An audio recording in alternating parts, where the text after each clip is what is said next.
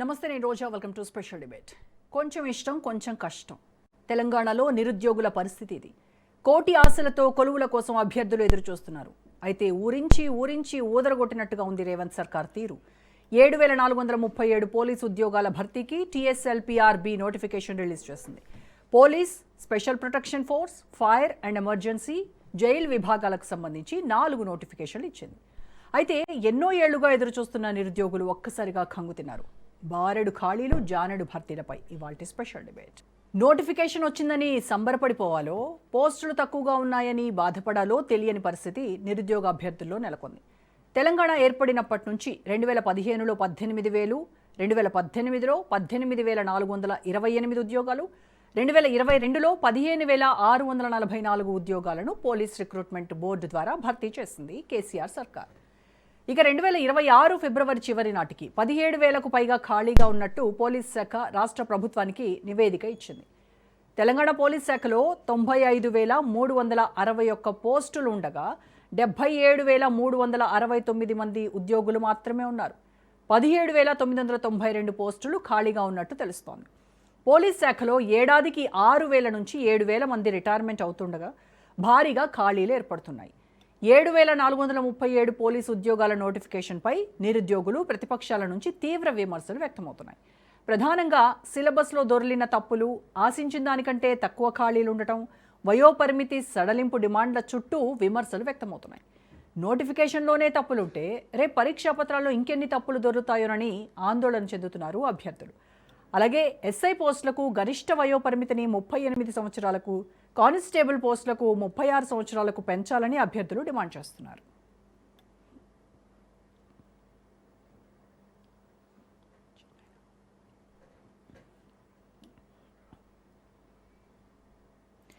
మరోవైపు విద్యార్థులకు నేనున్నాను అంటున్నారు సీఎం రేవంత్ రెడ్డి. ఎలాంటి ఆందోళనలు చెందాల్సిన అవసరం లేదన్నారు. ప్రతి విద్యార్థిపై 1,08,000 రూపాయలను ఖర్చు చేస్తున్నామని ఆయన తెలిపారు. అలాగే ప్రపంచంతో పోటీ పడేందుకు విద్యలో నాణ్యత పెరగాలని ఉపాధ్యాయులకు సీఎం రేవంత్ సూచించారు. ఫిన్లాండ్, జర్మనీలో అవలంబిస్తున్న విధానాలను తెలుసుకోవడం కాదని ఇక్కడ అమలు చేయాలన్నారు. 2034 వరకు తానే సీఎంగా ఉంటానని చెప్పుకొచ్చారు సీఎం రేవంత్.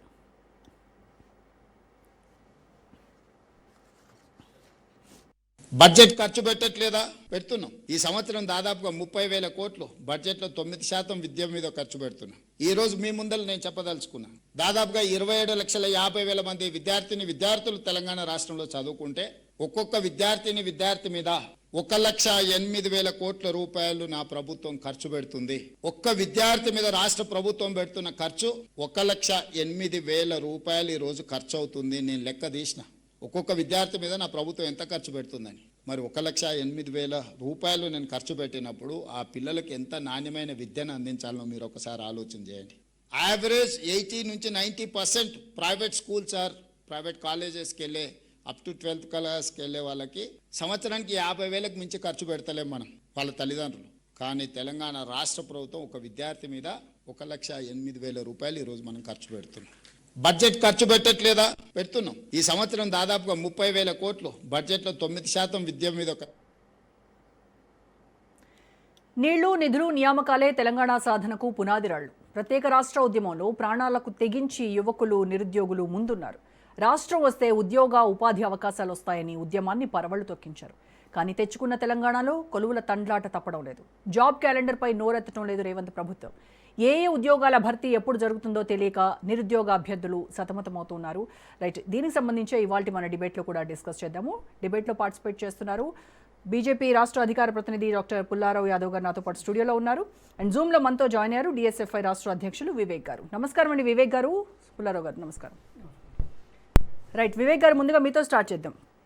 సో మొత్తానికి పోలీస్ శాఖలో ఖాళీలకు సంబంధించి నోటిఫికేషన్ వచ్చింది రిక్రూట్మెంట్కి సంబంధించి. దీనికి అంటే 7,437 పోస్టులు రిక్రూట్మెంట్కి నోటిఫికేషన్ జారీ చేస్తుందని ఆనందపడాలా, లేదు అని అంటే 2.5 ఏళ్ల తర్వాత ఈ కొద్ది పోస్టులకి అంటే ఇంకా 17,000 మొత్తం ఉన్నది 17,000 పైన ఖాళీగా ఉంటే ఓన్లీ 7,000కే ఇవ్వడం వెనకాల అర్థం ఏంటి? దీన్ని ఎలా చూడాలి?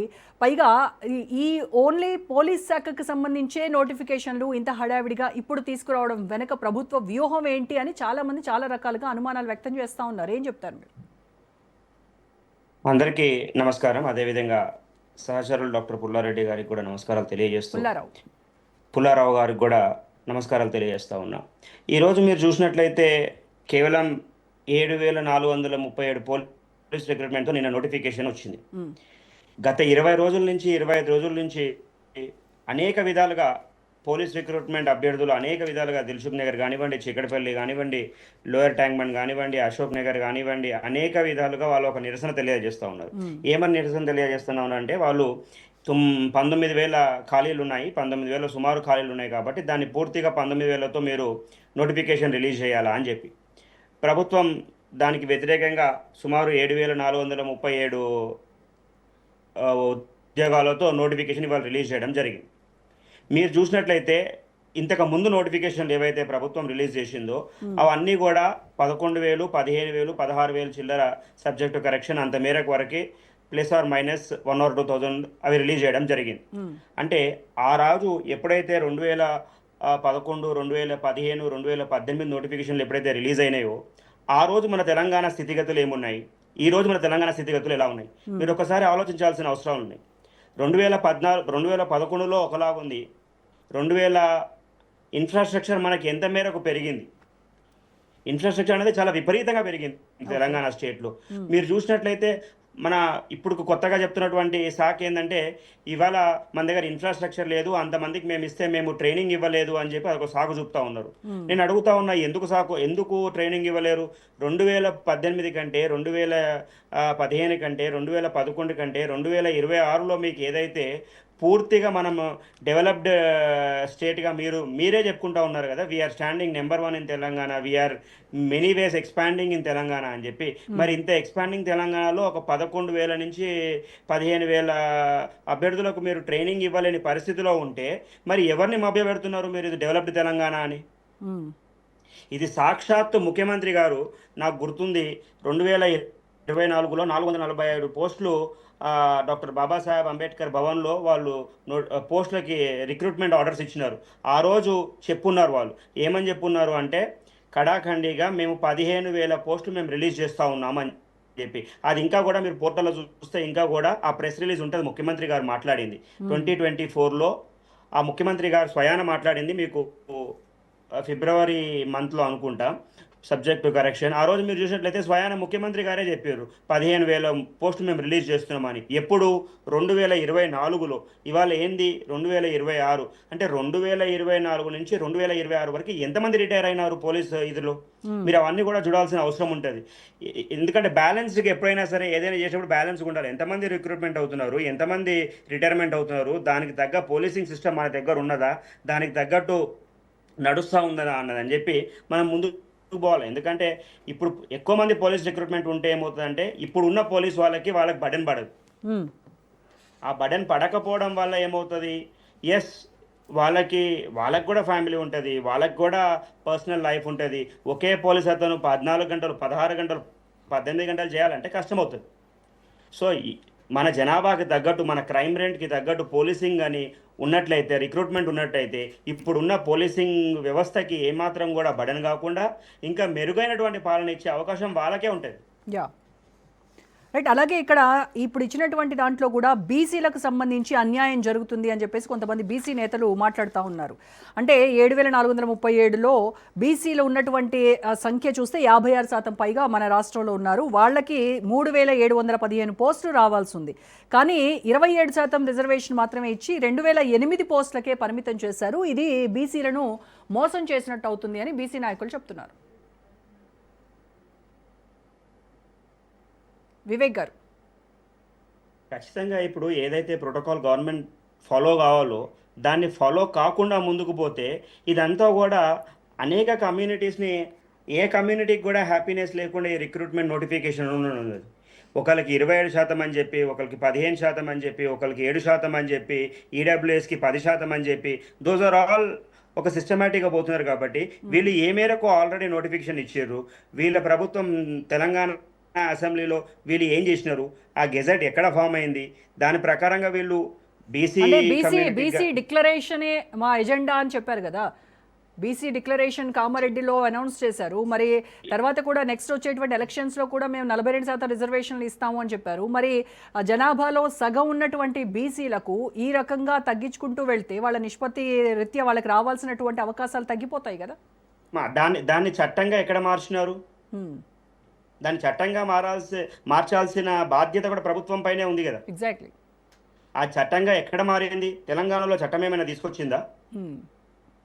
చట్టంగా మారినప్పుడు కదా తెలంగాణ తీసుకొచ్చేది. వాళ్ళు ఏమన్నారు, మేము అసెంబ్లీలో గెజెట్ చేసినాము, మేము అసెంబ్లీలో చేసినాము, దాన్ని కేంద్రం పంపినాము, కేంద్రం చేతిలో ఉంది, మా చేతిలో లేదు అని చెప్పినారు. మరి కేంద్రం ఏం చేస్తూ ఉన్నది అన్నది కేంద్ర ప్రభుత్వం నుంచి వాళ్ళ వైఖరి ఏందన్నది మీరు కేంద్ర ప్రభుత్వ ప్రతినిధులు కానివ్వండి, కేంద్రాన్ని కానీ కనుక్కోవాలి మనం. ఎందుకంటే ఇది ఎవరిని మోసం చేస్తున్నట్టు అవుతున్నది మీరు చూడండి. రైట్, మనతో జాయిన్ అయ్యారు బీఆర్ఎస్ మాజీ ఎమ్మెల్యే బొల్లం మల్ల యాదవ్ గారు. నమస్కారం మల్ల యాదవ్ గారు. మల్ల యాదవ్ గారు, మొత్తానికి ఎన్నాళ్ళలో వేచిన ఉదయం లాగా ఎన్ని రోజుల నుంచో ఎదురు చూస్తూ ఉంటే నోటిఫికేషన్లు ఎక్కడ, నోటిఫికేషన్లు ఎప్పుడు అని ప్రతిపక్షాలు కూడా గగ్గోలు పెడతా ఉంటే స్టూడెంట్స్ అందరూ కూడా వీధుల్లోకి వచ్చి నిరసనలు చేస్తూ మా ఉద్యోగాలు జాబ్ క్యాలెండర్ ఎక్కడ, నోటిఫికేషన్లు ఏవి అని వాళ్ళంతా నిరసనలు ఇవన్నీ చేస్తూ ఉంటే ఎట్టకేలకు పోలీస్ రిక్రూట్మెంట్కి సంబంధించి 7,437 పోస్టులకు నోటిఫికేషన్ రిలీజ్ చేసింది కాంగ్రెస్ ప్రభుత్వం.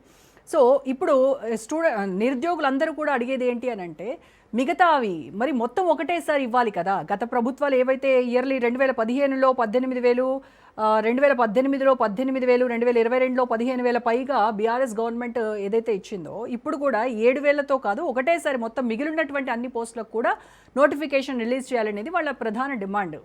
సో ఏం చెప్తారు మీరు? వాళ్ళు ఎన్నికల మేనిఫెస్టోలో సంవత్సరానికి 2 లక్షల ఉద్యోగాలు ఇస్తామని చెప్పి 2 లక్షల ఉద్యోగాలు ఏ డిపార్ట్మెంట్లలో ఖాళీ ఉన్నాయి, ఏ రకంగా ఫిలప్ చేయగలుగుతారు, ఏంటిది అని చెప్పకుండా నిరుద్యోగుల్ని రాజకీయ పబ్బం గడుపుకోవడానికి వాడుకున్నారు ఆయన. ఆ తర్వాత నిరుద్యోగులు రోడ్ల మీదకి వచ్చి మాట్లాడితే ఏం చెప్పారు, జాబ్ క్యాలెండర్ అని చెప్పేసి రిలీజ్ చేశారు. ఆ జాబ్ క్యాలెండర్లో ఏమి ఇచ్చారు అని అంటే ఆ రోజు నుంచి ఈ రోజు వరకు నోటిఫికేషన్ ప్రక్రియ ఎక్కడ కూడా సక్రమంగా జరిగింది లేదు. గత ప్రభుత్వం బీఆర్ఎస్ లో ఎవరెవరికైతే రిక్రూట్మెంట్ పూర్తి అయిపోయిందో అపాయింట్మెంట్ ఆర్డర్స్ వాళ్ళకి ఇవ్వలేదో వాటిని వేదికల ద్వారా ప్రచారాస్త్రాలుగా మార్చుకొని వేదికలు పెట్టుకొని ముఖ్యమంత్రి గారిపై వాళ్ళకి నియామక పత్రాలు ఇచ్చాడు. అది మా గొప్ప చెప్పేసి వాళ్ళ ఖాతాలు వేసుకునే ప్రయత్నం చేశారు. అంటే మీరున్నప్పుడు ఇచ్చినటువంటి 40,000 నోటిఫికేషన్లు కూడా కలుపుకొని మేము 65,000 పైగా మేము ఇప్పుడు నియామకాలు ఇవ్వడం అంటే నోటిఫికేషన్ ఇల్లు అలగ్గానే పండగ కాదు, నోటిఫికేషన్లు ఇవ్వగానే నియామక పత్రాలు ఇవ్వడం కాదు కదా, మేము వచ్చాక కదా నియామక పత్రాలు ఇచ్చింది. సో ఆ క్రెడిట్ మాదే, మేము ఇచ్చాము అని చెప్తున్నారు. మరి రిటర్న్ ఎగ్జామ్ పెట్టింది మేము, దానికి సంబంధించిన సంపూర్ణమైన ప్రక్రియ పూర్తిగా కంప్లీట్ అయిపోయిన తర్వాత ఓన్లీ అపాయింట్మెంట్ సెలెక్షన్ కూడా అయిపోయింది కదా. ఆ రోజు ప్రభుత్వంలో ఉన్నప్పుడు ఎవరైతే సెలెక్టెడ్ క్యాండిడేట్స్ ఉన్నారో వాళ్ళకి కదా మీరు అపాయింట్మెంట్ ఆర్డర్స్ ఇచ్చింది.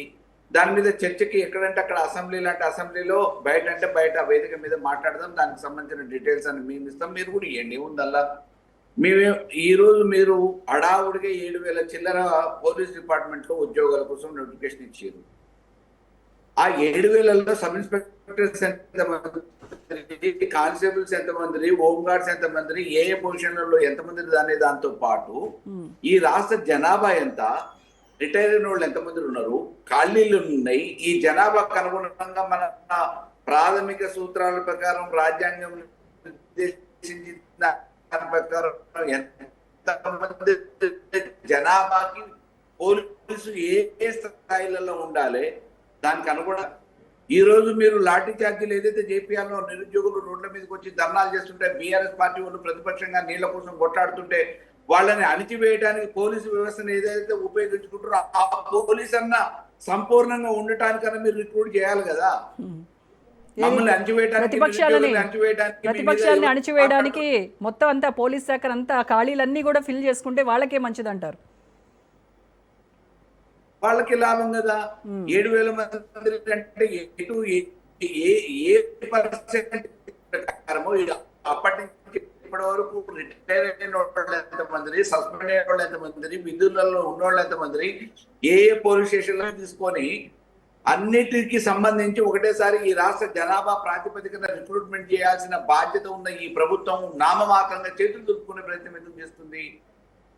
కానీ ఇంత మల్లయ్య గారు ముందని ఇక్కడ మనం నిన్న మనం ఒకటి ఎక్కడో గమనించాలి, ఆయన ఉపన్యాసం అన్ని పోస్టులకి కనుక నోటిఫికేషన్ ఇచ్చేస్తే వీళ్ళందరికీ ట్రైనింగ్ ఇవ్వడానికి ప్రభుత్వం దగ్గర అంత వ్యవస్థ లేదు అని చెప్తున్నారు వాళ్ళే ఓపెన్ గా. అంటే 1 by 1 డిపార్ట్మెంట్ ఫిల్ చేయండి. అన్నిటిని ఒకటేసారి మీరు ఇచ్చిన జాబ్ క్యాలెండర్లో ఎన్నికలలో గెలవటం కోసమో అధికారం కోసమో వచ్చినట్టు ఉపన్యాసాలు ఇచ్చినట్టు వేదికల మీద ఆ రోజు మాట్లాడినట్టు మాట్లాడటానికి అవకాశం లేకపోయినా ఈ రోజు ప్రభుత్వంలో ఉన్నారు, అధికారంలో ఉన్నారు. ఒక డిపార్ట్మెంట్ లో ఈ జనాభా ప్రాతిపదికన ఉన్న ఖాళీల ప్రకారం అవసరార్థం ఏ శాఖలలో రిక్రూట్మెంట్ చేయాలో ఆ శాఖల్ని సంపూర్ణంగా ఈ నెల ఒకటి వచ్చే నెల ఒకటి కంప్లీట్ చేయండి. ఎందుకు లేదు?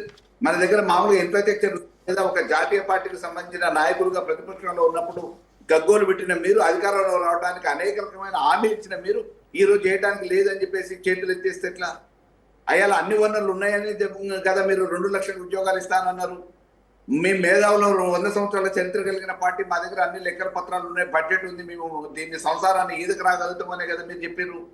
మాయమాటలు ఆఖరికి రాహుల్ గాంధీ గారిని అశోక్ నగర్ కూడా తీసుకొచ్చి నమ్మించారు కదా, ప్రియాంక రాహుల్ గాంధీ అందరిని తీసుకొచ్చి నమ్మించారు.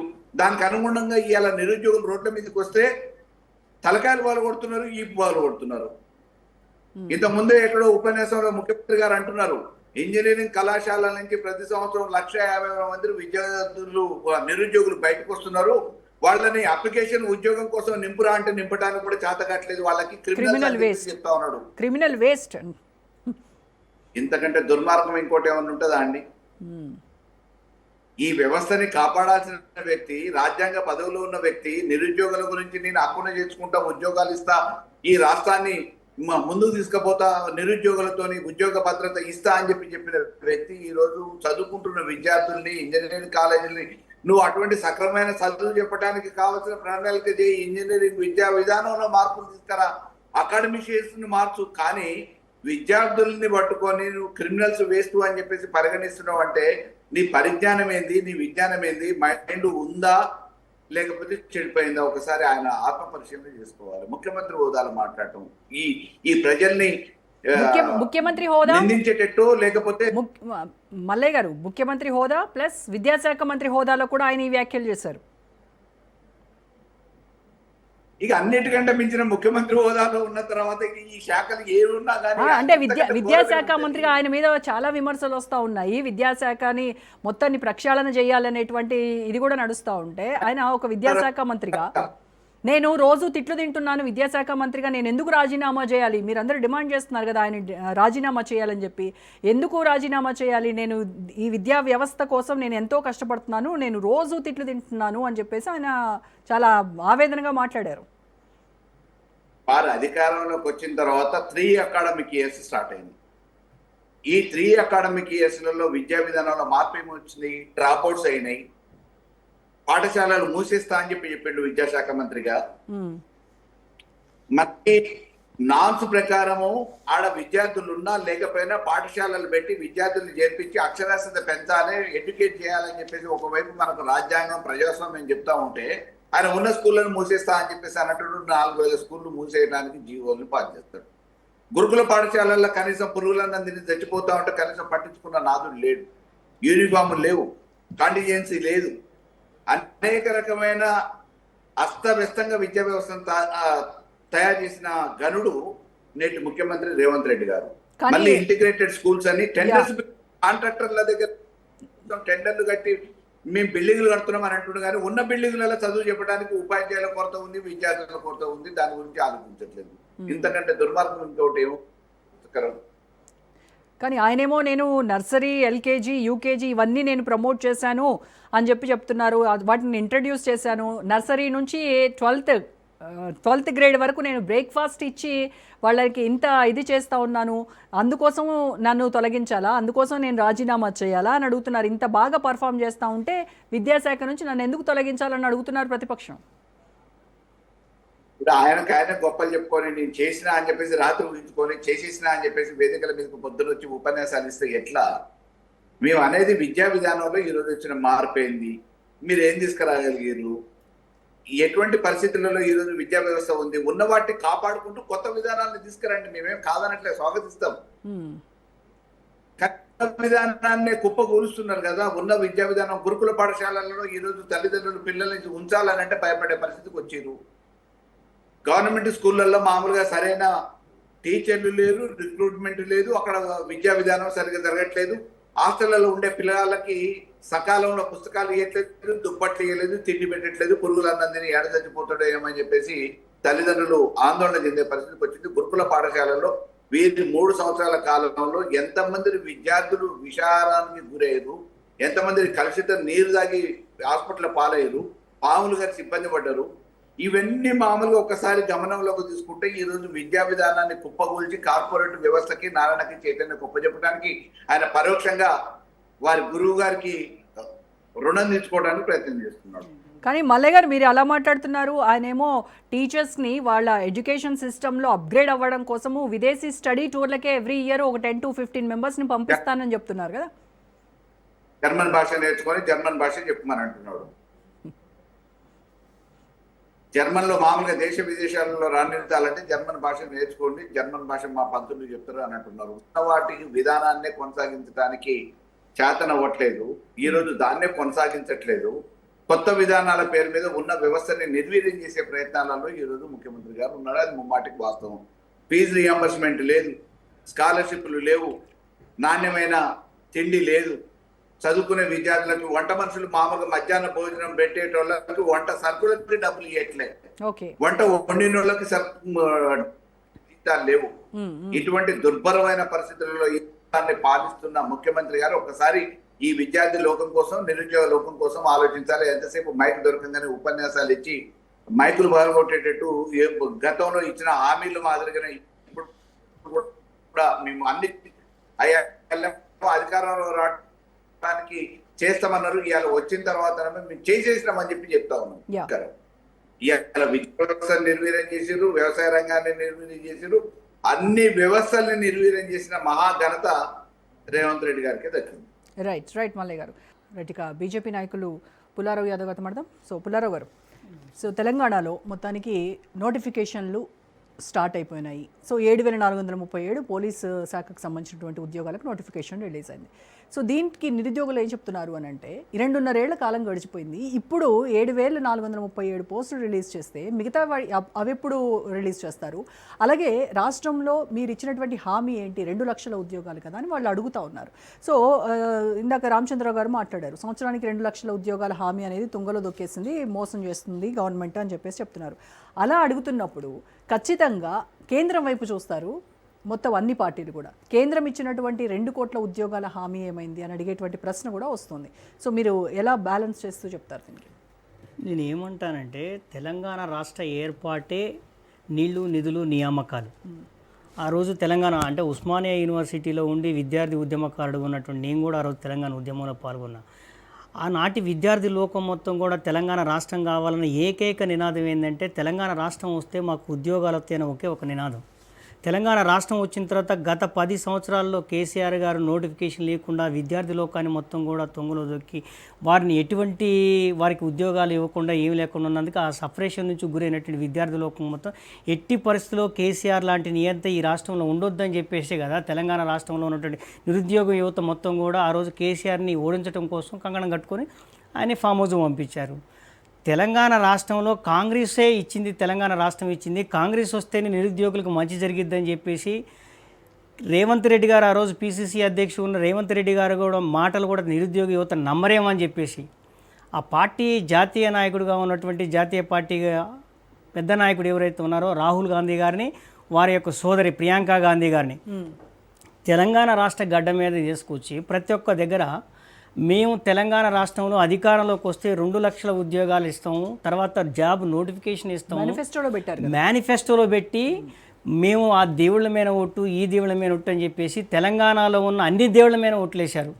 విద్యార్థి లోకం మొత్తం కూడా ఏమనుకుందంటే తెలంగాణ రాష్ట్రానికి కాంగ్రెస్ ఇచ్చిందని చెబుతుంది కదా. తెలంగాణ రాష్ట్రంలో కేసీఆర్ పోయిన తర్వాత ఆల్టర్నేటివ్ కాంగ్రెస్ వస్తే కొద్దిగా రేవంత్ రెడ్డి అప్పుడు ఉస్మానియా యూనివర్సిటీలో ఆయన ఏది జనజాతర కార్యక్రమంతో పెద్ద నిరుద్యోగ సభ పెట్టిండు, పెద్ద ఉద్యమకారుడు, నిజంగా నిరుద్యోగుల పట్ల దేవుళ్ళకి వచ్చినటువంటి ఒక దేవదూత అన్నట్టుగా ప్రజలంతా నమ్మి కాంగ్రెస్ పార్టీకి పట్టం కట్టారు. తెలంగాణ రాష్ట్రం వచ్చిన తర్వాత కాంగ్రెస్ పార్టీ అధికారంలోకి వచ్చి 2 లక్షల ఉద్యోగం నోటిఫికేషన్ లేకుండా 2.5 సంవత్సరాలు అయింది. జాబ్ క్యాలెండర్ లేకుండా 2.5 సంవత్సరాలు అయింది. వాళ్ళు ఇస్తున్నటువంటి నిరుద్యోగ భృతి 4,000 రూపాయలు నిరుద్యోగులకి ఉద్యోగ నోటిఫికేషన్లు వచ్చినా రాకపోయినా మీకు నిరుద్యోగ భృతి ఇస్తాం, తెలంగాణ రాష్ట్రంలో కాంగ్రెస్ అధికారంలో రాగానే 4,000 నెల అవుతాయని చెప్పేసి ఎంతోమంది నా లెక్క డాక్టరేట్లు పిహెచ్డి పట్టాలు పట్టుకున్న వాళ్ళంతా ఎదురు చూశారు.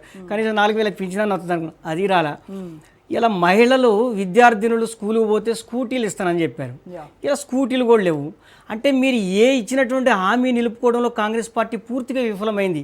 తెలంగాణలో ఉన్నటువంటి విద్యార్థి లోకం కానీ నిరుద్యోగులు కానీ తెలంగాణ ప్రజలు మొత్తం కూడా అసలు కాంగ్రెస్ పార్టీని ఎందుకు తెచ్చుకున్నారా నాయన అనే పరిస్థితిలో ఉంది.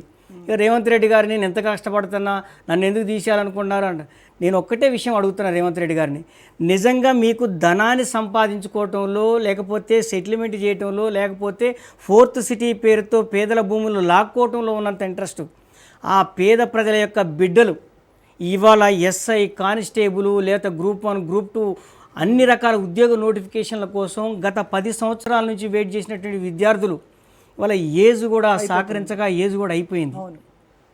ఇలా మా ఉస్మానియా యూనివర్సిటీలో చూసుకున్నా లేదా ఆర్టీసీ క్రాస్ రోడ్లో చూసుకున్నా దిల్సు నగర్లో చూసుకున్నా ఈ తెలంగాణ ప్రాంతంలో ఉన్న ఏ యొక్క నోటిఫికేషన్ సెంటర్ దగ్గర నోటిఫికేషన్లు వస్తే ఉద్యోగాలు వస్తాయని చెప్పేసి వేల ఫీజులు తమ యొక్క స్తోమత లేకపోయినా తల్లిదండ్రుల యొక్క ఆస్తులను కానీ ఉన్నటువంటి పొలాలు కానీ వాళ్ళ తల్లి మెడలో ఉన్నటువంటి పుస్తలు కానీ అమ్మి ఆ కోచింగ్ సెంటర్లలో పెట్టి డబ్బులు కోచింగ్ తీసుకుంటా ఉన్నారు. ఇవాళ నేను మొన్న దిల్సు నగర్ పోయినా, ఎస్ఐ కానిస్టేబుల్ విద్యార్థులంతా అన్న మీరు రావాలి ఖచ్చితంగా మాకు అండగా నిలబడాలంటే నేను పోయినప్పుడు ఉత్తగా ఒకటే రోజు వాళ్ళు ఉత్తగా మేము వస్తున్నామని చెప్తే 2,500 మంది విద్యార్థులు వచ్చారు. వాళ్ళంతా దేనికి వచ్చారంటే ఎస్ఐ కానిస్టేబుల్ ఉద్యోగాలు నోటిఫికేషన్ కావాలి. గత ప్రభుత్వం ఇచ్చినటువంటి జాబ్ క్యాలెండర్లో రేవంత్ రెడ్డి గారు తన అఫీషియల్ ట్విట్టర్ పేజీలో పెట్టుకుంది ఏంటంటే 19,000 ఉద్యోగ నోటిఫికేషన్లు ఖాళీగా ఉన్నాయి, నేను అవి ఎస్ఐ కానిస్టేబుల్ ఉద్యోగాలు భర్తీ చేస్తానని చెప్పిండు. ఆయన 12,000 అన్నాడు, ఆయన 12,000 ఫిలప్ చేయాలి.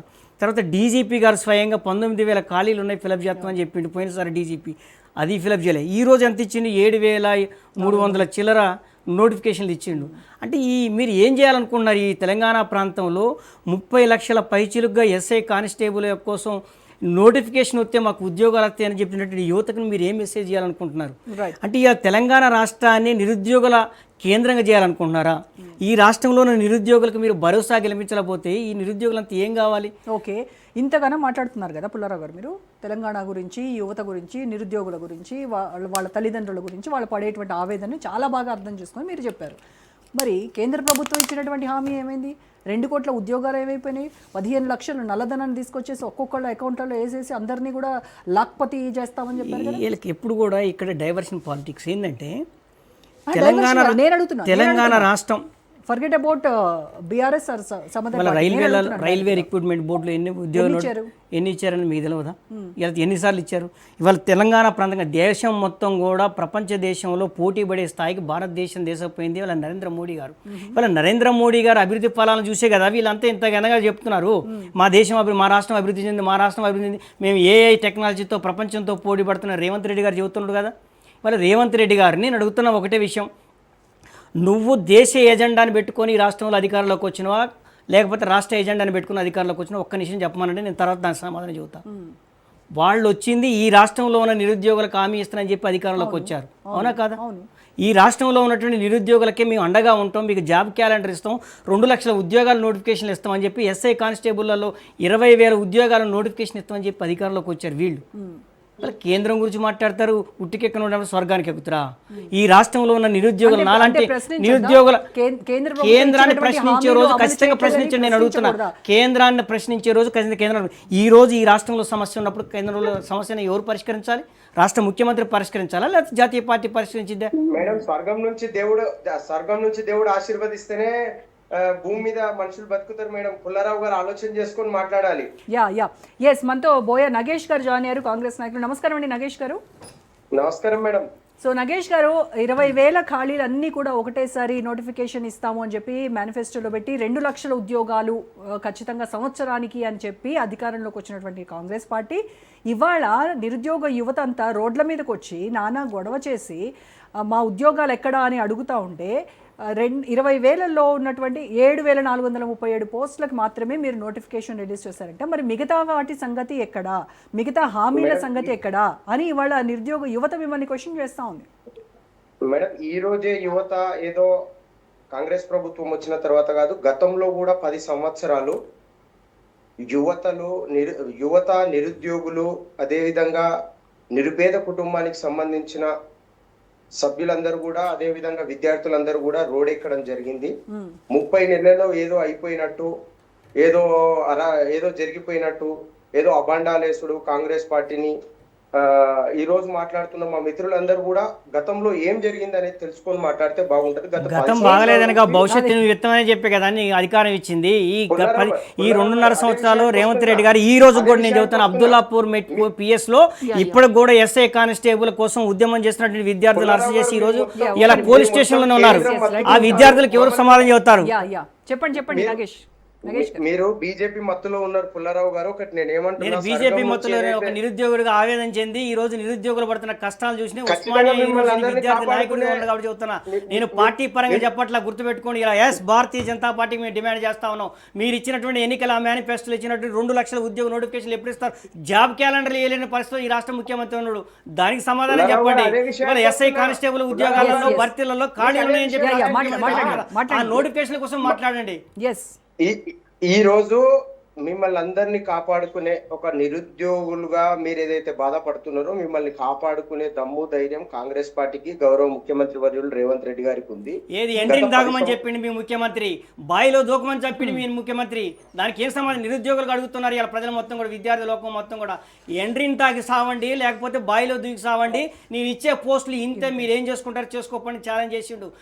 ఈ రాష్ట్రంలో ఉన్న నిరుద్యోగుల పక్షాన్ని నేను అడుగుతామని చెప్పండి, ఎండ్రిని దాగి సావడానికి కాంగ్రెస్ ప్రభుత్వాన్ని అధికారంలో తీసుకొచ్చిందని దానికి ఏం సమాధానం చెబుతారు మీరు? మీరు నన్ను మాట్లాడిస్తే మీకు కరెక్ట్ క్లారిటీగా సమాధానం చెప్పగలుగుతా. పుల్లన్న, మీరు ఒకటి ఆలోచన చేసుకొని మీరు ఒకటి ఏం మాట్లాడాలంటే, అప్పుడే 30 నెలలలో ఏదో జరిగిపోయినట్టు మీరు కూడా ఆవేదన చెందొద్దు. మీరు 2.5 ఏంటి నగేష్ గారు, హాఫ్ టర్మ్ అయిపోయింది. 3 సంవత్సరాలు సమీపం వస్తుందన్న. మేడం 10 సంవత్సరాలలో ఉన్న వాళ్ళు ఏం చేసిండ్రు? కేంద్రంలో ఈ రోజు 12 హైడ్రా పేరుతో చేస్తున్న రాజకీయ నాటకం ఈ రాష్ట్ర ప్రజలు చూస్తా ఉన్నారు. ఫోర్త్ సిటీ పేరుతో ఈ రాష్ట్రంలో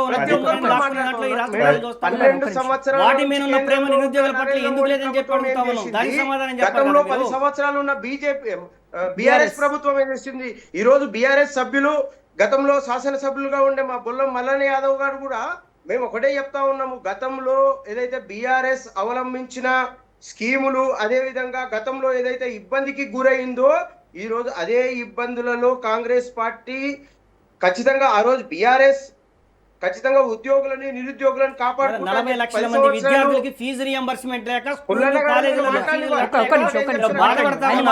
గతంలో గత 10 సంవత్సరాలు బీఆర్ఎస్ ఏదైతే అవలంబించిందో దానికన్నా మెరుగుగా ఈ రోజు కాంగ్రెస్ ప్రభుత్వం చిత్తశుద్ధితోని, అందరి మీద అవగాహనతోని, నిరుపేద కుటుంబాలకు నీలాంటి వాళ్ళు ఎవరైతే ఉన్నారో ఒక నిమిషం నగేష్ గారు, మీరు అన్నారు కదా బీఆర్ఎస్ కంటే మెరుగ్గా ఇస్తామని చెప్పారు కదా, మరి అదే బీఆర్ఎస్ హయాంలో 2015లో 18,000 నోటిఫికేషన్లు, 2018లో 18,428, 2022లో 15,644 నోటిఫికేషన్లు వేశారు కదా. మరి ఇప్పుడు చెప్పండి, మీరేసింది ఏంటి, వాళ్ళు వేసింది ఏంటి?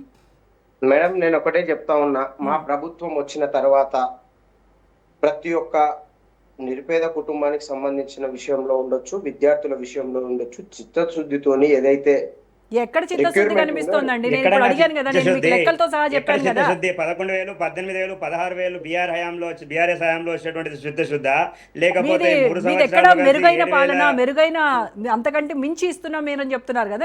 నేను చెప్పిన లెక్కలు ఇక్కడే ఉన్నాయి కదా, వాటికి సమాధానం చెప్పండి. మేడం మేము అంతకన్నా మించి ఇచ్చింది అని మేము చెప్పుకోలేదు. గతంలో బీఆర్ఎస్ ఏదైతే చేసిందో 10 సంవత్సరాలలో, మేము 3 సంవత్సరాలలో వాళ్ళకి సరి సమానం తూగే విధంగా ఈ రోజు ఎక్కడైతే ఇబ్బంది ఉందో ఆ ఇబ్బందిని సమంగా ముందుకు తీసుకుపోవాలని చెప్పేసి టిఆర్ఎస్ పార్టీ చేసిన అవినీతిని మీరు సమానంగా తీసుకుపోతున్నారు. అది కుటుంబ పాలన అయితే మీది కుటుంబాల పాలన. ఇదేనా మీ సమన్యాయం అంటే? తెలంగాణ ప్రజలకు చేసిన న్యాయం ఏం లేదు. మీరు టీఆర్ఎస్ పార్టీ ఒక కుటుంబ పాలన ఉంటే మీరు 10 మంది కుటుంబ పాలన అయిపోయింది కాంగ్రెస్ పార్టీలో. ఇదేనా మీరు చేసిన సమన్యాయం? జాయింట్ ఫ్యామిలీ పుల్లన ఇప్పుడు అట్లా ప్రశ్నించాలంటే బీఆర్ఎస్ నాయకులను చాలా మంది ప్రశ్నించే అవకాశం ఉండే. మా ప్రభుత్వం ఏర్పడిన తర్వాత సొంత ఇంటి నుంచి పాలన చేస్తున్న గౌరవ ముఖ్యమంత్రి ఎవరైనా ఉన్నారు అంటే గౌరవ ముఖ్యమంత్రి వర్యులు రేవంత్ రెడ్డి గారికి దక్కుతా ఉన్నది. ఇట్లా చూసుకుంటూ పోతే వందలుగా ప్రతి ఒక్క ఏ ఏ ఏ విషయానికి వచ్చినా కానీ కూడా ఒక ఇంటికి ఒక పెద్ద కొడుకులాగా ఇలా గౌరవ ముఖ్యమంత్రి వర్యులు ఉంటున్నారా లేదా మీ ఆత్మ పరిశీలన ఒక్కసారి మీరు మీ ఆత్మ మాట్లాడితే నగేష్ గారు మీ ఆత్మ పరిశీలన చేసుకోండి. ఒక్కసారి మీరు గుండె మీద చేసుకొని చెప్పండి, మీరు ఇచ్చినటువంటి హామీల్లో ఎన్ని అమలు చేశారు? అవ్వాతాతకి 4,000 ఇస్తా ఉన్నారు, అత్తకి కోడలికి ఇస్తా ఉన్నారు, తులం బంగారం అని చెప్పారు, స్కూటీలు అన్నారు, ల్యాప్టాప్లు అన్నారు, ఇందిరమ్మ ఇళ్ళు అన్నారు, ఇంటింటికి ఇదన్నారు. ఎక్కడ ఎన్ని ఇచ్చారు చెప్పండి? రైతు declaration, youth declaration, BC declaration. రాష్ట్రంలో ఉన్న ప్రజలందరికీ కూడా చెప్తా ఉన్నాం, మేము మా ప్రభుత్వం వచ్చే ముందు కేసీఆర్ గారు ఏదైతే అప్పులు చేసిండ్రో ఆ అప్పులకు ఇంట్రెస్ట్ కట్టడానికి ఈ రోజు మా ప్రభుత్వానికి సగం తెలంగాణ టైం రాష్ట్రాన్ని గాడిలో అయిపోయింది. పెడతానని చెప్పి అధికారంలోకి వచ్చారు కదా మీరు. వచ్చిన తర్వాత మీకు తెలియదా తెలంగాణ రాష్ట్రంలో అధికారంలోకి వస్తే అప్పులు ఉన్నాయని తెలుసు కదా మీకు? బరాబర్ నేను ఒకటే చెప్తున్నా మీ ద్వారా, మిమ్మల్ని ఖచ్చితంగా తెలంగాణ రాష్ట్రాన్ని, తెలంగాణ యువతని, నిరుద్యోగులని కంటికి రెప్పలాగా కాపాడుకునే సత్తా ఈ రోజు కాంగ్రెస్ పార్టీకి ఉందన్నా మీరు ఆవేదన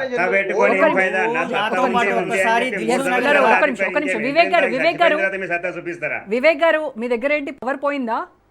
కొద్దిగా పవర్ పోయిందమ్మా. పవర్ ఉండదు కదా, పవర్ కట్స్ లేవు కదండి కాంగ్రెస్ గవర్నమెంట్ లో.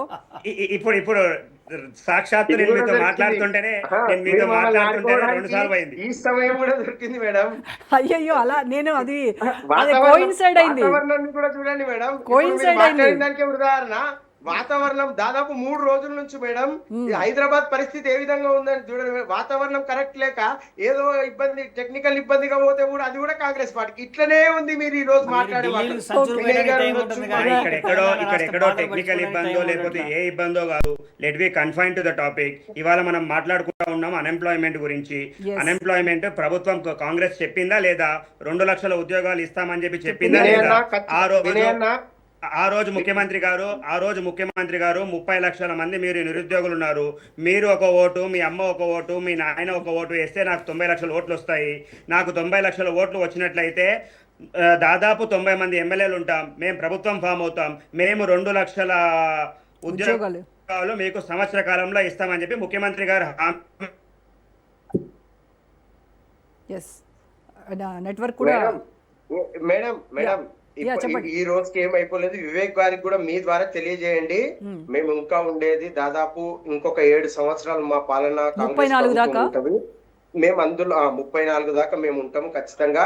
ప్రతి ఒక్కటి ఏదైతే ప్రజలకు మేము ఒప్పుకున్నామో ఒప్పుకునే విధంగా అన్ని కూడా మేము ఖచ్చితంగా నిబద్ధతతోని నికాస్గా చేయడానికి మా ప్రభుత్వం మాత్రం ఖచ్చితంగా చిత్తశుద్ధితో ఉంది మేడం. కొద్దిగా అటు ఇటు జరుగుతుంది మేడం. నేను ఒకటి అడుగుతున్నా మిమ్మల్ని, మాట్లాడితే 2034 దాకా మీ అధికారంలో కూటమన్నారు. ఎందుకు నిరుద్యోగులకి మోసం చేసినందుకు 2034 దాకా ఉంటారా? రైతులను మోసం చేసినందుకు 2034 దాకా ఉంటారా? మహిళలను మోసం చేసినందుకు 34 దాకా ఉంటారా? లేకపోతే తెలంగాణ సమాజాన్ని 34 దాకా?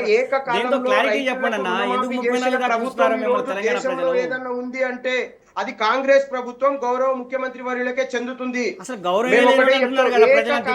రుణమాఫీ చేసిన ప్రభుత్వం గురించి కూడా మీరు ఒక్కసారి అర్చించాలన్నా, ప్రతిది కూడా వ్యతిరేకిస్తే ఎట్లన్నా? రైట్ అయితే నగేష్ గారు, మీకు ఈ లేటెస్ట్ అప్డేట్ మీకు తెలిసే ఉంటుంది కదా, అసోసియేషన్ ఫర్ డెమోక్రటిక్ రీఫార్మ్స్ అనేటువంటి ఒక సర్వే అది తాజాగా విడుదల చేసినటువంటి దేశ పాలకుల నేర చరిత్ర ఆర్థిక నివేదికలకు సంబంధించి దేశంలోనే అత్యధికంగా 89 క్రిమినల్ కేసులతో ఉన్నటువంటి ముఖ్యమంత్రి ఎవరైనా ఉన్నారంటే అది తెలంగాణ సీఎం రేవంత్ రెడ్డి అని చెప్పేసి అన్నారు. అయితే ఈ కాసేపటి క్రితము రేవంత్ రెడ్డి మాట్లాడుతూ ఏమన్నారంటే, ఇంజనీరింగ్ స్టూడెంట్స్ వాళ్ళు అప్లికేషన్ కూడా, జాబ్ అప్లికేషన్ కూడా ఫిల్ చేయలేనటువంటి స్థితిలో ఉన్నారు, వాళ్ళ చదువులు అలా ఉన్నాయి, అది క్రిమినల్ వేస్ట్ అన్నారు కదా. ఇప్పుడు వాళ్ళు రివర్స్ చెప్తున్నారు. ఒక విద్యాశాఖ మంత్రి నాకు ఒక అవకాశం ఇవ్వాలమ్మా దీనిపైన మాట్లాడడానికి. ఒక విద్యార్థి సంఘ జాతీయ నాయకుడిగా, జాతీయ అధ్యక్షుడిగా నేను దాన్ని తీవ్రంగా ఖండిస్తా ఉన్నా. ఇవాళ ముఖ్యమంత్రి గారు ఇంటరాక్షన్ ప్రోగ్రామ్ ఏదైతే పెట్టుకున్నారో దాంట్లో 10 లక్షల మంది ఇంజనీరింగ్ విద్యార్థులు ఎవరైతే బయటికి వస్తూ ఉన్నారో దే ఆర్ క్రిమినల్ వేస్ట్ అనే ఒక పదాన్ని యూజ్ చేసేవారు ముఖ్యమంత్రి గారు. నేను అడుగుతా ఉన్నా, ఒకవేళ ముఖ్యమంత్రి గారు స్వయాన ఆయన దగ్గరే ఎడ్యుకేషన్ డిపార్ట్మెంట్ పెట్టుకొని ముఖ్యమంత్రి గారే చెప్తారు, ఏమని చెప్తారు ముఖ్యమంత్రి గారు, వాళ్ళకి కనీసం ఫామ్ ఇస్తే కూడా ఫిలప్ చేయనటువంటి పరిస్థితిలో ఉన్నాము అంటే మీరు కనీసం ఫామ్ ఫిలప్ చేయలేనటువంటి పరిస్థితిలో మీరు విద్యని బోధిస్తూ ఉన్నారా అని చెప్పి నేను అడుగుతా ఉన్నా ఇవాళ. మీరు ఒక విద్యాశాఖ మంత్రిగా మీ యొక్క ఓన్ డిపార్ట్మెంట్, మీ యొక్క ఓన్ పోర్ట్ఫోలియోని కింద పరిచే విధంగా మీరు మాట్లాడడం ఏమాత్రం కూడా సబం కాదు. అంటే మీరు చక్కగా చేయట్లే కాబట్టి విద్యార్థులు ఆ మాటకు కూడా వాళ్ళు ఫామ్లు ఫిలప్ చేయకుండా పోతూ ఉన్నారా? అంటే మీరు ఏమాత్రం మీరు మానిటర్ చేస్తున్నారు, ఏమాత్రం మీరు ఒక విద్యా వ్యవస్థ నడిపిస్తూ ఉన్నారు? అంటే ఇదేనా మీరు తెలంగాణలో విద్యా వ్యవస్థ నడుపుతా ఉన్నది? ఇదేనా విద్యార్థులని అందరినీ మీరు మోటివేషన్కి ఇచ్చేది? Do you call the students as criminal waste? What right the chief minister of the state has that to call someone as a criminal waste? Yes. We cannot judge. ఆయన ఏదైతే క్రిమినల్ వేస్ట్ అన్నారో ఆయనే criminal కేసుల్లో number 1గా దేశం మొత్తంలోనే మొత్తం నేతల్లో, రాజకీయ నేతల్లో నెంబర్ 1గా నిలిచారు అనేసి ఒక నివేదిక చెప్తా ఉంది. బొల్లమల్లయ్య గారు స్పందించాలి దీనిపైన. రేవంత్ రెడ్డి గారిని ఏదన్నా అంటే బాధపడే వ్యక్తి అయితే నిజంగా అనాల. ఆ మధ్య కాలంలో జనాలు అట్లాంటారు ఇట్లాంటారు అంటే పెళ్లి శకనాలు పెడితే మాకు మంచిగా ఉంటుంది, ఇటువంటివి కూడా నాకు చాలా ఉత్సాహం ఇస్తుంది అని చెప్పిండు. ఏమనాలా? ఇవాళ నోరు తెరిస్తే క్రిమినల్స్, రక్తము. ఒక ముఖ్యమంత్రి గారు ఆ రాజ్యాంగ పదవిలో ఉన్నారు, వారు మాట్లాడే ప్రతి మాట గౌరవప్రదంగా ఉండాలి, authentic గా ఉండాలి. వారు విద్యార్థుల్ని పట్టుకొని క్రిమినల్స్ వేస్ట్ అంటారు, నిరుద్యోగులను పట్టుకొని పనిపాట లేని వాళ్ళుగా పరిగణిస్తారు, రైతులు ధర్నాలు చేస్తే వాళ్ళు హైట్ రైతులు అని చెప్పి చిత్రీకరిస్తాడు. అంటే ఎంతసేపు ఆయన ఏం చేయాలి? మళ్ళీ మనం చూస్తూనే ఉన్నాం కదా సిజేఐ చేసినటువంటి కామెంట్స్, కాక్రోచెస్ అని సిజేఐ చేసినటువంటి కామెంట్స్ ఇవాళ ఏ స్థితికి దారితీసిందో మనం చూసాము.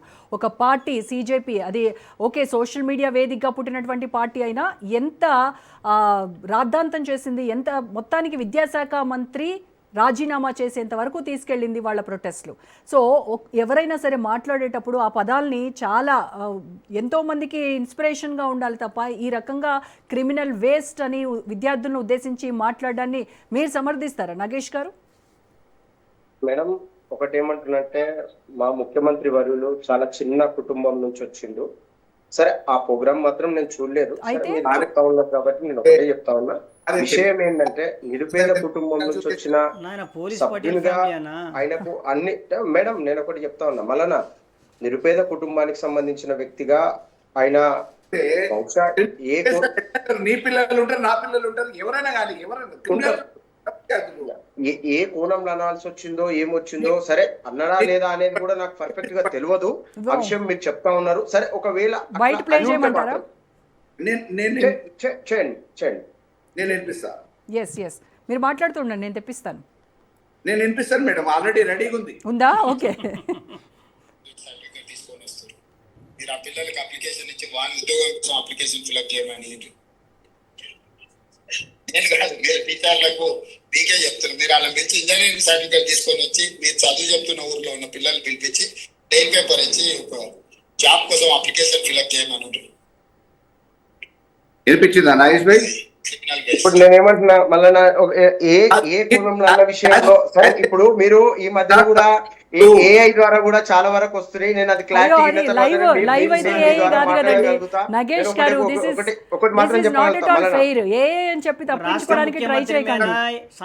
లేకుండా ఏది పడితే అది లైవ్ లో విన్నాము. లైవ్ అది లైవ్ కామెంట్స్ చేసినటువంటి రేవంత్ రెడ్డి మీరు వినకపోతే మేము అందరం విన్నాం కదండి, రాష్ట్ర ప్రజానీకం వినింది కదా, ఇప్పుడు కూడా విన్నారు కదా. అంటే రికార్డెడ్ కదా, అది ఏఐ అని ఆయన అనుమానం. చెప్పండి నాగేష్ గారు. ఎస్ మేడం, నేను ఒకటి ఏమంటున్నా, ఒకవేళ ఈ మధ్యలో కూడా దేన్ని కూడా టెక్నికల్ గా నమ్మడానికి లేదు. ఒకవేళ మీరు ఇనుంటే అది ఏ కోణంలో అన్నాడో, మీరు అందరూ కూడా చాలా విద్యావంతులు, రకరకాలుగా అన్ని శాఖల్లో మీకు పనిచేసిన వాళ్ళు ఉన్నారు. ఏ కోణంలో అన్నాడు అనేది కూడా మీరు కూడా ఆలోచన చేసుకొని మాట్లాడాలి. మనందరి ముఖ్యమంత్రి, మనందరికీ ఈ రోజు రాష్ట్రాన్ని నడుపుతా ఉన్నారు. ఆయన అనిందాన్ని బట్టి సరే, ఒకవేళ ఆయన భాషలో కానీ మీరు ఏదైనా తప్పర్థం చేసి ఈ యొక్క డిబేట్ లో అంటే మాత్రం దాన్ని ఏం చేయలేము. ఆయన ఏ కోణంలో అన్నాడో పూర్తిగా విన్న తర్వాత క్లారిటీ ఖచ్చితంగా మీరు మళ్ళీ ఒకసారి సమావేశం ఏర్పాటు చేయండి. ఆ లైవ్ లో ఖచ్చితంగా నేను సమాధానం, దానికి ఖచ్చితంగా నేను బాధ్యునిగా నేను మీకు సమాధానం చెప్తాను మేడం. అదే చెప్తున్నాను, ఇక్కడ వేరే కోణాలు ఏమి లేవు. అక్కడ కేవలం మనందరం ఇంజనీరింగ్ ముఖ్యమంత్రి విద్యార్థుల మేడం. గురించి మాట్లాడుతూ సంవత్సరానికి 1,00,000కు పైగా విద్యార్థులు ఇంజనీరింగ్ పాస్ అయ్యి వస్తున్నారు. బట్ వాళ్ళకి వాళ్ళ జాబ్ అప్లికేషన్ ఫిల్ చేయమంటే కూడా అది తెలియదు. దే ఆర్ క్రిమినల్ వేస్ట్ అని చెప్పేసి ఆయన మాట్లాడారు. అది కూడా ఇంటరాక్షన్ ప్రోగ్రామ్. ఎస్, టీచర్స్తో ఇంటరాక్షన్ ప్రోగ్రాంలో. Interaction programme. Madam so you don't have any answer for that? లేదంటే దానికి చెప్పినా కదా మేడం, ఒకవేళ బరాబర్ మా ముఖ్యమంత్రి అన్నారు అంటే మాత్రం దాని మీద క్లారిటీ తీసుకొని మీ అందరికి వివరణ ఇచ్చే వ్యక్తిగా నేను ఈ రోజు నేను మీ ముందుకు వస్తా, ఖచ్చితంగా వస్తా. ఒకవేళ మా ముఖ్యమంత్రి గారు ఏ కోణంలో అన్నారో తెలుసుకొని మీకు వివరణ ఇవ్వమంటే ఎట్లా మేడం? ఇప్పుడు దాన్నే పనిష్మెంట్ గా పట్టుకొని కూర్చొని కాంగ్రెస్ పార్టీ ముఖ్యమంత్రి మాట్లాడిందని చెప్పేసి పదే పదే దాన్ని మనం ఇది చేయడం తప్ప ఇంకొకటి ఏం లేదు మేడం. ఖచ్చితంగా మీ అందరికి కూడా ఆన్సర్ నేను మల్లన్నకు కానీ, అదే విధంగా వివేక్ కానీ, అదే విధంగా పుల్లన్న గారికి కానీ మీకు కూడా ఖచ్చితంగా ఇస్తాను madam. Okay, so next notifications ఎప్పుడు? మీరు ఇచ్చినటువంటి హామీలన్నీ కూడా ఎప్పుడు నెరవేరుతాయని చూస్తా ఉన్నారు? మీ టర్మ్ కూడా అయిపోతుంది. మా ప్రభుత్వం దాదాపు 34 వరకు మేము ప్రభుత్వంలో ఉంటాం. సరే, మళ్ళీ ఎలక్షన్స్ అయిన తర్వాత ముచ్చట కదా అది. ఇప్పుడు ఉన్నది మీకు టర్మ్, మీకు ఇచ్చింది 5 ఏళ్లే కదా ప్రస్తుతానికి ఇప్పుడు ఇచ్చింది. బీఆర్ఎస్ వాళ్ళు ఈ రోజు మేము ఇప్పుడే ప్రభుత్వంలోకి వచ్చినట్టు మాట్లాడుతున్నప్పుడు, మేము ప్రభుత్వంలోనే ఉన్నప్పుడు మళ్ళీ ప్రభుత్వం తెచ్చుకుంటాము అన్నప్పుడు దీంట్లో సందేహం ఏంది మేడం? బీఆర్ఎస్ ఇప్పుడు శూన్యమైంది తెలంగాణలో. వాళ్ళే అంటుర్రు మేము ఈ రోజు రేపే ప్రభుత్వం ఏర్పాటు చేస్తాం. హరీష్ రావు గారు అంటారు కాళేశ్వరం మాకు కొన్ని రోజులు వదిలిపెట్టండి, మేము అక్కడ పోయి మేము ఆ ప్రాజెక్ట్ ని కంప్లీట్ చేస్తాం. వాళ్ళే అంతా మాట్లాడినప్పుడు మేము మళ్ళీ ప్రభుత్వం తెచ్చుకుంటా అంటే మళ్ళీ వచ్చినప్పుడు చూద్దామని మీరు ఎందుకు అంటారు మేడం? మేము ఇచ్చిన హామీలు ఏదైతున్నాయో నిరుద్యోగులకు, ఉద్యోగులని, అదే విధంగా ఓయూ నేను అడిగేది నగేష్ గారు నేను అడిగేది ఏంటంటే మీరు ఇచ్చినటువంటి హామీలు ఈ 5 years టర్మ్ లో కదా మీరు కంప్లీట్ చేస్తాము, వాటిని అమలు చేస్తే తీరుతామని చెప్పింది. ఈ 5 years కదా, నెక్స్ట్ 5 years గురించి మీరు ఇప్పుడు ఎందుకు మాట్లాడుతున్నారు అంటున్నాను మేడం. ఖచ్చితంగా మా ప్రభుత్వం ఉంటది. మేము ఏదైతే హామీలు ఇచ్చినామో మేము ఈ రోజే ఏం ప్రభుత్వం నుంచి మా ప్రభుత్వం ఏం కోల్పోదు. మేము ఖచ్చితంగా మా ప్రభుత్వంలో ఇచ్చిన నమ్ముకొని అన్నం తినడానికి 5 రూపీస్ భోజనం చేస్తా ఉన్నారు. దిల్సుఖ్ నగర్ లో 5 రూపాయల భోజనం తింటూ కోచింగ్ సెంటర్లలో నోటిఫికేషన్ ఎప్పుడు వస్తుందా, జాబ్ ఎప్పుడు వస్తుందా అని ఆక్రందంతో తిరిగి వస్తా ఉన్నారు. సంవత్సరానికి జాబ్ క్యాలెండర్ అని చెప్పారు. లక్షల రూపాయలు ఖర్చు పెట్టి కోచింగ్ సెంటర్లలో కోచింగ్ తీసుకొని గత ప్రభుత్వాలు నోటిఫికేషన్ లేక అదే పరంపరను మీరు కన్క్లూడ్ చేయండి. వాళ్ళకి సమాధానం చెప్తారు కదా. నగేష్ గారు కన్క్లూడ్ చేయండి. మేడం ఖచ్చితంగా నేను ఒకటి ఏం చెప్తున్నా, మీ అందరికి కూడా నాతో పాటు ఉన్న మిత్రులందరికీ కూడా చెప్తా ఉన్నా, మీరు ఎవ్వరు కూడా ఆవేదన చెందవద్దు. ఖచ్చితంగా కాంగ్రెస్ ప్రభుత్వం ఉంటది, రేవంత్ రెడ్డి గారు ఉన్నారు. ఖచ్చితంగా మీరు ఉండటం కాదండి మాకు ముఖ్యం, మీరు చెప్పినటువంటి హామీలు నెరవేర్చడం మాకు ముఖ్యం. మేమే ఉంటామని అంటున్నారు, మీరు ఉండండి, మీరు లేకపోండి, అది కాదు మా సమస్య. మీరు ఈ 5 ఏళ్ల కోసం చెప్పినటువంటి హామీలు ఎప్పటిలోగా నెరవేరుస్తారు? ఈ టర్మ్ లోగా మాకు ఇచ్చినటువంటి హామీలు నెరవేరుస్తారా? మా రాష్ట్ర పార్టీ అధ్యక్షుడు రామచంద్ర గారి నాయకత్వంలో కాంగ్రెస్ పార్టీ మెడలు వంచైనా సరే నోటిఫికేషన్ ఇచ్చేదానికోసం భారతీయ జనతా పార్టీ ఎప్పుడు కూడా ముందే ఉంటది. అదే విధంగా ఏదైతే ఫీజు బకాయిలు ఉన్నాయో భారతీయ జనతా పార్టీ తరఫున ఫీజు బకాయిలు వెంటనే విడుదల చేయాలని కూడా మేము ఉద్యమం చేస్తాము. మీరు ఇచ్చిన హామీ ఏ ఒక్క హామీని కూడా భారతీయ జనతా పార్టీ ప్రజల మధ్య ఉండి పోరాటం చేస్తాం, గుర్తుపెట్టుకోండి. మీరేదో కళ్ళబొల్లి మాటలు చెప్పి టైం పాస్ పని చేస్తే వదిలిపెట్టే ప్రసక్తి లేదు. కేసీఆర్ ని ఫామ్ హౌస్ పరిమితం చేసినాం మేము, మిమ్మల్ని తెచ్చడం పెద్ద సమస్య కాదు మాకు. ప్రభుత్వం వచ్చి ఖచ్చితంగా కాంగ్రెస్ పార్టీని టార్గెట్ చేస్తారు. గతంలో 12 సంవత్సరాలు ఆయన కేంద్రంలో ఉండి తెలంగాణ రాష్ట్రానికి ఏమి అధికారం మంచిగా చేస్తున్నామని తెలంగాణకు తెచ్చింది ఏంటి, మీరు ఇచ్చింది ఏంటి అని అడుగుతున్నారు. ఏమి ఇచ్చినో ఏం తెచ్చినో తెలంగాణ ప్రజలు రేపు నిర్ణయిస్తారు మిమ్మల్ని. మీరు ఇచ్చిన హామీలు నెరవేర్చండి. మీరు ఇచ్చిన హామీలు ఏతున్నాయో ఫీజు రియంబర్స్మెంట్ వెంటనే విడుదల చేయమని అడుగుతా ఉన్నా, జాబ్ క్యాలెండర్ రిలీజ్ చేయమని అడుగుతా ఉన్నా, ఉద్యోగ వృత్తి విడుదల చేయమని అడుగుతా ఉన్నా, మహిళలకు స్కూటీలు ఇవ్వమని అడుగుతా ఉన్నా. ఇవన్నీ హామీలు నెరవేర్చండి. ఫస్ట్ మీరు గ్రామాల్లో తిరిగే పరిస్థితి 2 రోజులు ఆగితే డబుల్ బెడ్రూములు లేవు. ఉన్న వాళ్ళు పాతాళంలో ఉన్న వాళ్ళకు ఆశీర్వదించమని చెప్పండి. Okay, right. ఖచ్చితంగా మనం అనుకునేవన్నీ కూడా నెరవేర్తాయి మిత్రమా. మీరు ఒకటి thank you so much Bollamalla Yadav గారు, నగేష్ గారు, పుల్లారావు గారు. థ్యాంక్ యూ అండి. రైట్, ఇది ఇవాల్టి special debate. Stay tune to Raj news for more updates.